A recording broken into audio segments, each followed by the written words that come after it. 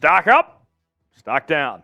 We are breaking down 6 players whose stock is up and their stock is down heading into the 2023 season as the Seattle Seahawks get things going on Sunday against the Los Angeles Rams. Here's what I want you to do. If you want the Seahawks to win on Sunday, spam W in the comments section.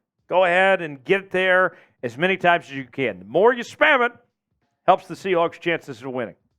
It's science. Just believe me on that. Let's go ahead and get rolling here with our stock up list. And I got to begin. I can't talk about stocks going up without mentioning the one and only Jake Bobo. Jake Bobo, what a ride it has been for Jake Bobo throughout this offseason. Undrafted free agent out of UCLA and made some noise throughout OTAs and minicamp and training camp. And when the stage was on, the lights were shining in the preseason, Jake Bobo stepped up. And for me, I think he's been one of the best stories in the entire NFL, not even just in Seattle. And for Bobo, I believe this guy is just getting started. This is not a fluke by any means. This is really the beginning of something special with Bobo for a long time. His preseason statistics included 7 catches, 125 yards, 18 yards of reception, 2 touchdowns. Bobo was fantastic.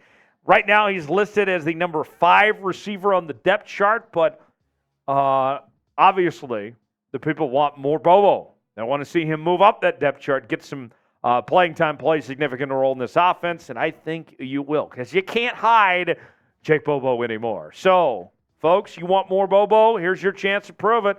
Spam more Bobo in the comments section. It's a movement here, folks. We have been singing his praises here on Seahawks Today, I think more than anybody else out there. And I want this to be the official Jake Bobo channel. So go ahead and get it going right now. Spam more Bobo in the comments section to show some support for our boy, Jake Bobo, as he starts out the 2023 season.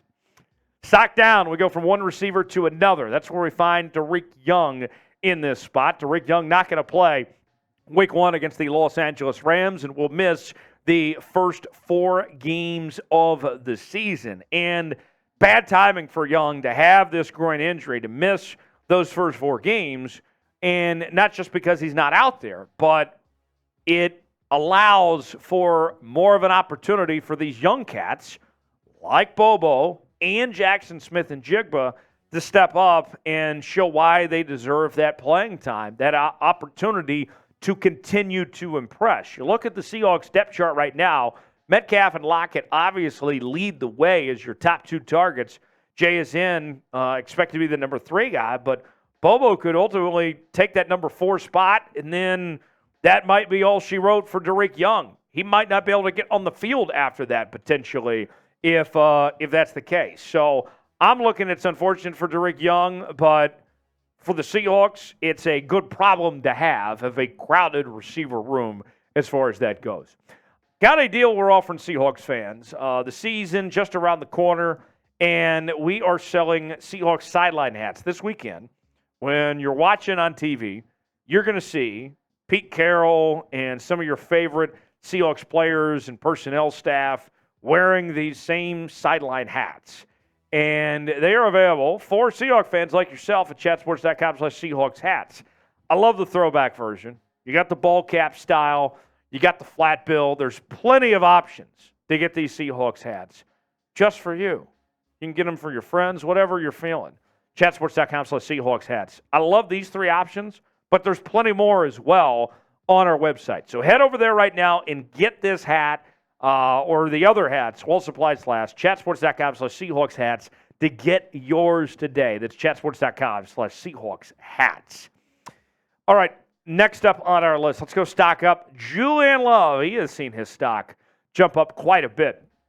I think most Seahawks fans were surprised when Julian Love got signed by Seattle over this offseason because you already had Quandre Diggs and Jamal Adams there. But Ryan Neal, who was the highest graded safety according to Pro Football Focus last season, was expected to return. Ultimately, they moved on from him, and he's in Tampa Bay now. Well, the Seahawks found a bargain in Julian Love that they just couldn't pass up on. He was too good not to bring in. In fact, you talk about the bargain they got him for. They signed him for less money than what he was initially offered by the New York Giants. And with the questions around Jamal Adams in this secondary room where things stand right now, I think what you're going to see is Julian Love play a significant role in this Seahawks secondary, that he's going to be an impact player right away. And even when Jamal Adams comes back, he's still going to play in every game and be a big part of this defense. Last year with the New York Football Giants, he was great. 124 tackles, 2 interceptions, 5 pass breakups, 6 tackles for loss, 1 sack. Even with Jamal back, you're going to see them play 3 safeties at a time. Julian Love has had a very good camp. Watch out. Julian Love is going to be a difference maker for the Seattle Seahawks team. Stock down is Darrell Taylor. Entering training camp, Darrell Taylor was the odds-on favorite to be the starting outside linebacker opposite of Uchenna and Nwosu. That did not happen, as Boye Mafe was officially named the starting outside linebacker this week. Darrell Taylor lost his job to Mafe simply because he's too one-dimensional. No one's arguing about Darrell Taylor's ability as a pass rusher. When he had 9+ sacks last year, that was impressive. But everything else tends to be a struggle when it comes to Darrell Taylor, as he's not good in run defense, he's not good in coverage, and he does just one thing well. Comparably speaking, a guy like Boye Mafe does everything well, and that's what we've seen from Boye. In particular, in the preseason, he's been all over the field. So Darrell Taylor is still going to have a role. You're going to see him rotate in. Heck, even with the 9 sacks he had last year, he only started 3 games, so he still has value. But it was a missed opportunity for him to increase his value and win that job, losing it to Boye Mafe there. Name a breakout player for the Seahawks this season. Give me a name of somebody that comes to mind. We've talked about a few names. Now it's your turn to be the judge here on Seahawks Today. Weigh in and give me a name in the comments section below. Last up on the stock up list, the most expensive free agent signing in Seattle Seahawks history, and rightfully so. Dre'Mont Jones has been all the talk about the Seattle Seahawks this offseason. He was the first signing that the Seahawks made, and with all that money he's owed, he's obviously got a lot to prove. But I think what you're going to see from Dre'Mont Jones is he is going to be a star, and he will shine this season for Seattle. We didn't see him a ton in the preseason. There was really no reason to put him out there for the most part. But what we've seen from Dre'Mont Jones, what we've heard is that not only is the work been there, that he looks the part of the expectation that's been out there for him, but he's already been a natural leader, one of the faces of this defense since walking in the door in Seattle. 2019, he was a third-round pick by the Broncos out of the Ohio State. And what he's been able to do, the mark of his career so far, is consistency. At least 6.5 sacks, 10 quarterback hits, and 7 tackles for loss in the last 3 seasons. Last year included 6.5 sacks, 1 forced fumble, 47 tackles. Watch out, Dre'Mont Jones going to take even another step further in 2023, I think becoming a Pro Bowl caliber player. Last on our stock down list, we point our attention to Mike Jackson. Mike Jackson, we heard from Pete Carroll say that he was the MVP of the offseason with what he did in OTAs and how well he fared in training camp. But then when the bright lights came on in the preseason, Mike Jackson really struggled and did not play well at all in the preseason. And Trey Brown ultimately beat him out for the starting outside corner job opposite of Reek Woolen, for now anyway. Disappointing preseason, but let's not forget, though, there is still something to be made out of what he did this offseason. And when you look at the fact that he started all 17 games last year and played solid last year, that can't be ignored. So although things didn't go well in the preseason, I still expect Mike Jackson to be a solid impact player for this Seahawks team. And if his name gets called upon, if they need him to start and be an outside corner, Mike Jackson is going to be ready to go.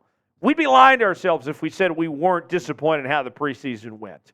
But for Mike Jackson. Time to turn the page and get back on track and have a great season ahead. I believe in Mike Jackson. We'll see what he can do. So that's it for Stock Up, Stock Down here this week on Seahawks Today. If you made it to the end of today's show, why don't you spam 12 in the comments section? Show some love for your Seattle Seahawks. Let them know the 12s are hearing you in the comment section below. Don't forget to join us coming up on Sunday for our Seahawks-Rams watch party live here on Seahawks Today.